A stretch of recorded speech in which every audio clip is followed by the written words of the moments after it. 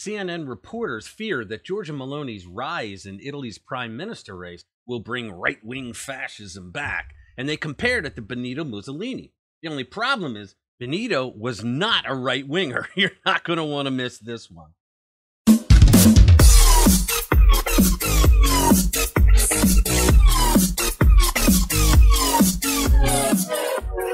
How you doing, and welcome. Do me a favor, if you haven't already, hit the subscribe button, click that notification bell, and give us a like. You know, likes and comments are the easiest way that you can help us spread this video to more people. All right, let's get into this. So CNN did a story about the prime minister's race in Italy. And they're doing a story on, it's Giorgia Meloni, who is the right-wing candidate, who is now claiming victory. Okay, exit polls yesterday showed that she was probably the next prime minister, and they came out right away. They just changed the headline between last night and today. So their headline is Giorgia Meloni claims victory to become Italy's most far-right prime minister since Mussolini. So they're trying to equate her to Benito Mussolini, who they claim is a right-wing fascist of Italy. And it's true that he was a fascist, but he was not right-wing by any stretch.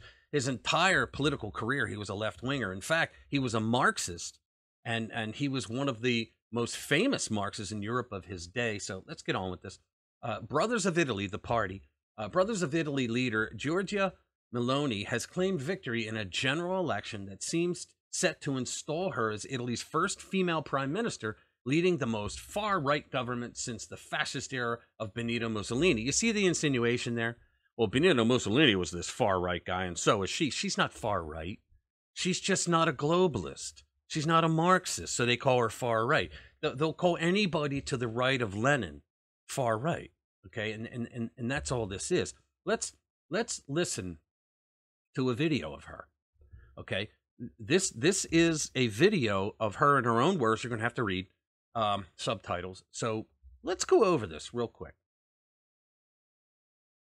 I want to play the video, and I'm going to stop it and give my own, my own interpretations of what she said.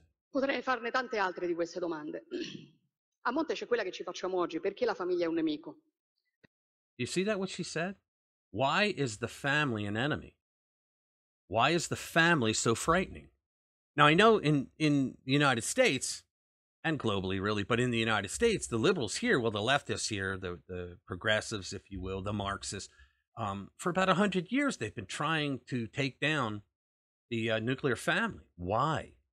It's because the nuclear family is strong. It's a bond.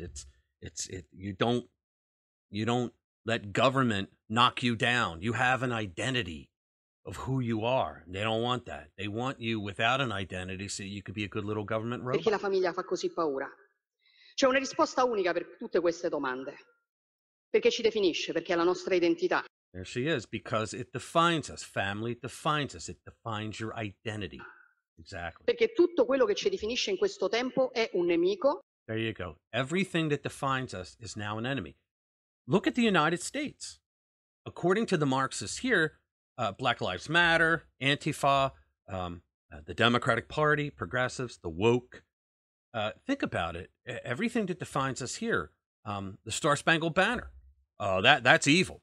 Okay, it's an enemy, right? The Betsy Ross flag, they said, was evil. Okay, let's see. The Statue of Liberty, all the statues they toppled of American leaders, all evil. It's an enemy. Okay, so everything that defines you, the Marxists want to destroy. They want to take down, and they make it so that there can be no memory of it because they want to instill their own beliefs, dogmas, and norms. Per chi vorrebbe che non avessimo più un'identità e che fossero She's right again. For those who would like us to no longer have an identity. Why? Because without an identity, you're just a number, and you could be controlled by government. Siamo solamente schiavi, consumatori Consumer perfetti. slaves. E allora è sotto attacco l'identità nazionale. Attack national identity. Think about it. They attacked the national identity in the 2020 riots. Wow. That's just a really good example of how they attacked our identity by all the things they did that was anti-American. But they've been doing this since time immemorial, and they attack our religious identity. Okay, they want to trash Christianity. Right now, you have the president of the United States is calling Trump supporters MAGA Republicans as if it's some kind of evil thing. They're saying that they're Christian extremists, fundamentalists, if you will. So this is what they do. The globalists attack anything that is considered good on a national identity. L'identità religiosa, è sotto attacco l'identità di genere. Gender identity, and they attack the family identity. The gender identity, look what they're doing now. They're trying to say that the Democrats believe, their ideology says that if a man puts on a dress and identifies as a woman, that he's a woman. Well, there's a reason behind that. They're not going to tell you it, but the reason behind that is because when you create that kind of chaos, when you say, well, now gender is fluid, there's no real gender. They say that people were assigned a gender at birth. You know, God assigned a gender at birth. Your birth assigned a gender at birth. È sotto attacco l'identità familiare. Non devo potermi definire italiana. See, she's saying she's Christian, woman, and mother. Okay? That's what she is. That's her identity. They don't want that. Cristiana, donna, madre, no. Io devo essere cittadino X. She has to be a citizen. She has to be part of Generation X. Okay? Over here, we say Generation X, the boomers, the millennials. They split them apart. See what it is? Parent 1, parent 2. You know, you're just a number. Genere X, right. Genitore 1, genitore 2, devo essere un numero. Perché quando sarò solamente un numero, quando non avrò più un'identità, quando non avrò più... When you're reduced to just a number, okay, you have no identity. There's no roots behind you. Topple all those statues. Take away, change the language. Take away any memory of what once was. Declare everything that identifies the country and the culture as evil. This is what they do. Beh, allora sarò lo schiavo perfetto. Perfect slave to the mercy of financial speculators. She's right. Now I'm going to put the link to this down in the description. But let's move along. So they're trying to say that that the Democrats are the good guys and that Republicans here are the evil ones. And so by doing that, they have, for decades, they have said that the Democrats that they've removed all the identity of Democrats, like they were the party of slavery, okay? They were the party of black codes. They're the party of segregation, right? But they try to remove all that. All right. Well, here they're now trying to say that the Republicans are right-wing fascists, right? There's no fascism over here. So here in this article by the New American is something that I read back in 2009 when it came out. And once I read this, I was fascinated because I too believe that, you know, the Nazis were right-wing, the fascists in Italy were right-wing. They're all left-wing socialists, okay? If this was the first time that you've heard that Nazis are left-wings socialists, then I want you to go to Google and put in the term Nazi and see what you come up with. It stands for National Socialist German Workers' Party. Okay, they have it in their own name. The way that they governed was socialist. Okay, the way they treated corporations was socialist. All right, but let's get into this. Nazis and communists, ideological bedfellows, because they are. Benito Mussolini has an infamous place in modern history, as well he should. Nearly everyone knows Mussolini as the dictator of fascist Italy and the ally of Nazi Germany in the Second World War. But that's only part of the story. Let's consider this, okay? So the Nazis put the word socialist in their name, okay? And they were socialists, okay? But we're supposed to believe that Hitler, a socialist, a national socialist, was going to befriend a far right-wing fascist dictator? No, please. Mussolini began his political career as an avowed Marxist, defined as the atheist philosophy which holds that capitalism is bad because it enriches the few capitalists to the detriment of the masses of laborers, and that laborers should take control of all the means of production. All that Marxist BS. Mussolini was not just a leading leftist in Italy, he was one of the more important communists in the world. Okay, he was. In 1914, Mussolini organized what was called Red Week, which was aimed at causing violent revolution against the corrupt capitalist world. The very name Duce, Il Duce, which is an Italian word for leader, was given to him at a banquet hosted by Marxists after he was released from prison for protesting the imperialist Italian war in Libya, at which one veteran socialist said, quote, "From today, you, Benito, are not only the representative of Romagna socialists, but the Duce of all revolutionary socialists in Italy. So don't take my word for it, take that guy's word for it. After the First World War began, Mussolini worked hard to get Italy to join the side of Britain and France, and he succeeded. But after that war, fascism began to grow into a serious political movement in Italy, with Benito at its head.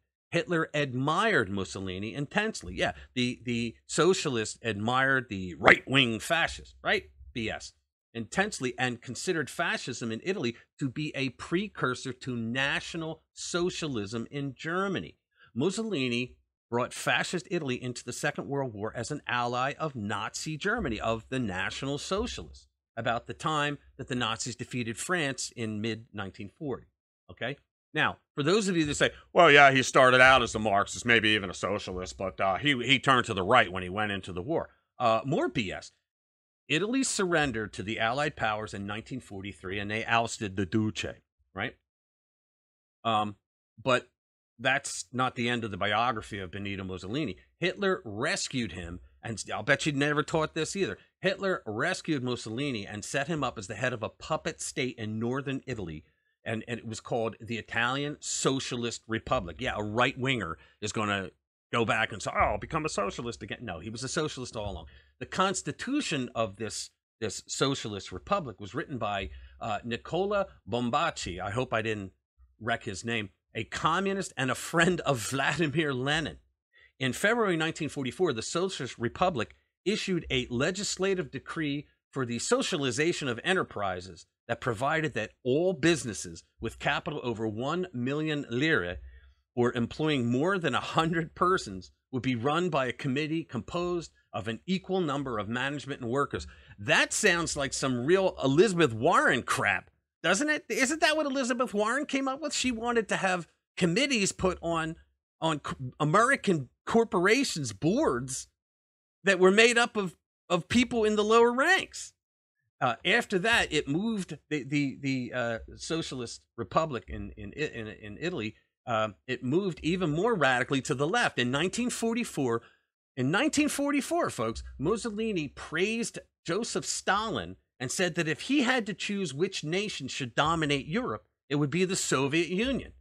Both Mussolini and the movement he led were left-wing at its inception and even more left-wing extremist in the end.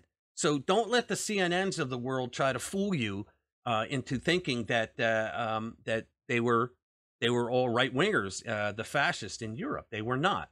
So here we have another one here. Let me close this. This is history.com. It's from the History Channel. Okay, it's on Benito Mussolini. Okay, so here it says Benito Mussolini was an Italian political leader who became the fascist dictator of Italy from 1925 to 1945. Originally a revolutionary socialist, he forged the paramilitary fascist movement in 1919, became the prime minister in 1922. Okay, so even the history.com has it right. Okay, he was a left winger, right? So let's go with this one. This is Econ Live. Okay, and what they say, they have an article called The Socialist Economics of Italian Fascism. They say down here, on numerous occasions, Benito Mussolini identified his economic policies with, quote, state capitalism. Now, that's the exact phrase that Vladimir Lenin used when he brought in his new economic policy. Lenin wrote, quote, state capitalism would be a step forward as compared with the present state of affairs in our Soviet Republic. So there you are. Benito Mussolini was a left-wing Marxist, and at best, he was a socialist. Okay, I mean, it's all the same. Everybody likes to throw those nuances in there, but if you were to get all the 20th century communist dictators together in a room, they would all say to you privately, socialism is socialism is socialism. Okay, so that's it. Thanks a lot. Glad you were here. Please spread this video. Send it to your friends. I'm going to put all the links to the articles down in the description. So have a good night, and I'll talk to you and see you in the next one.